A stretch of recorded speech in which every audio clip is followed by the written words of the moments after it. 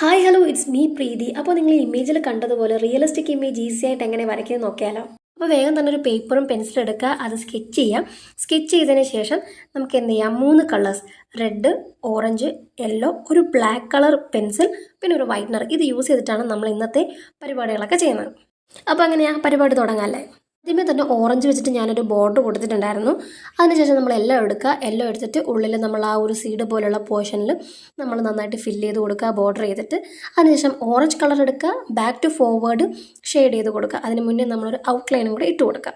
Pencil കളേഴ്സാണ് use ചെയ്യുന്നതെങ്കിൽ ലൈറ്റായിട്ട് വേണം യെല്ലോ ഷെയ്ഡ് ചെയ്യാൻ വേണ്ടിയിട്ട്, കാരണം നമുക്ക് ഒരുപാട് ഷെയ്ഡ് ചെയ്യാനുണ്ട്. അങ്ങനെ ഓറഞ്ച് ഷെയ്ഡ് ചെയ്ത് കഴിഞ്ഞിട്ട് അതിന് മേലെ എഗെയിൻ യെല്ലോ വെച്ച് ചെയ്യുക. അതിന് മേലെ എഗെയിൻ ഓറഞ്ച് വെച്ച് അത് ബ്ലെൻഡ് ചെയ്ത് മിക്സ് ചെയ്യുക.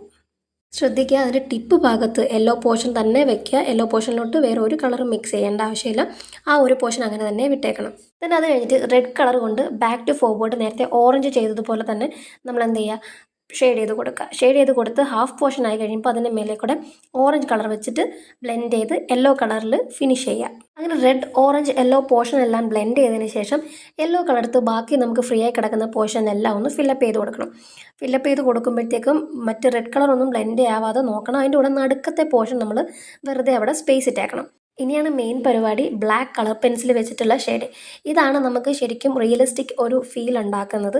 സോ അതുകൊണ്ട് എന്ത് ചെയ്യുക, ഉണങ്ങിയതിന് ശേഷം മാത്രം ബ്രഷ് പെൻ യൂസ് ചെയ്ത് ഉണങ്ങിയതിന് ശേഷം മാത്രം ബ്ലാക്ക് കളർ യൂസ് ചെയ്യില്ലെങ്കിൽ കീറിപ്പോവും. അതിനുശേഷം എന്ത് ചെയ്യുക, സൈഡിലെല്ലാം നല്ലതുപോലെ ഷെയ്ഡ് ചെയ്ത് കൊടുക്കുക. പുറത്ത് പോകാതെ തന്നെ സൂക്ഷിച്ച് ചെയ്ത് കഴിഞ്ഞാൽ നമുക്ക് നല്ല രീതിക്ക് റിസൾട്ട് ഉണ്ടാവും. അങ്ങനെ ബ്ലാക്ക് കൊണ്ട് ഷെയ്ഡിങ് എല്ലാം കഴിഞ്ഞിട്ട് എഗെയിൻ റെഡ് കളർ വെച്ചിട്ട് അതിൻ്റെ മേലെ കൂടെ ഒന്നും കൂടി നമ്മൾ എന്ത് ചെയ്യുക, ഷെയ്ഡ് ചെയ്ത് കൊടുക്കുക. അപ്പോൾ കുറച്ചും കൂടി ബ്രൈറ്റ് ആയിട്ടുള്ള ഒരു റിയലിസ്റ്റിക് ഫീല് കിട്ടും കേട്ടോ. ആ റെഡിന് താഴെയായിട്ട് തന്നെ നമ്മൾ ഓറഞ്ച് വെച്ചിട്ടും കൂടെ എഗെയിൻ നമ്മൾ നേരത്തെ ചെയ്ത പോലെ തന്നെ ഒന്ന് ബ്ലെൻഡ് ചെയ്ത് കൊടുക്കുക. അതിനുശേഷം യെല്ലോ കളർ വെച്ചിട്ട് ഒന്ന് തുമ്പത്തും കൂടി ഒന്ന് ബ്ലെൻഡ് ചെയ്ത് കൊടുക്കുക. അങ്ങനെ നമ്മുടെ എല്ലാ ഷെയ്ഡിങ് കഴിഞ്ഞ് ലാസ്റ്റ് പരിപാടിയിലേക്കാണ് വൈറ്റ്നറോ ഫാബ്രിക് പെയിൻറ്റോ വൈറ്റ് പെന്നോ യൂസ് ചെയ്ത് നിങ്ങൾക്കിത് ചെയ്യാം.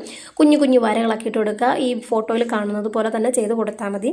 സോ ഫൈനൽ റിസൾട്ട് ഇതാണ് വരുന്നത്. നിങ്ങൾക്ക് വീഡിയോ ഇഷ്ടമായാൽ ലൈക്ക് ചെയ്യുക, ഷെയർ ചെയ്യുക, സബ്സ്ക്രൈബ് ചെയ്യുക. വീഡിയോ യൂസ്ഫുൾ ആയെങ്കിൽ കമൻറ്റ് ചെയ്യുക. So thank you for watching. Signing off Preethi. Tata, bye by.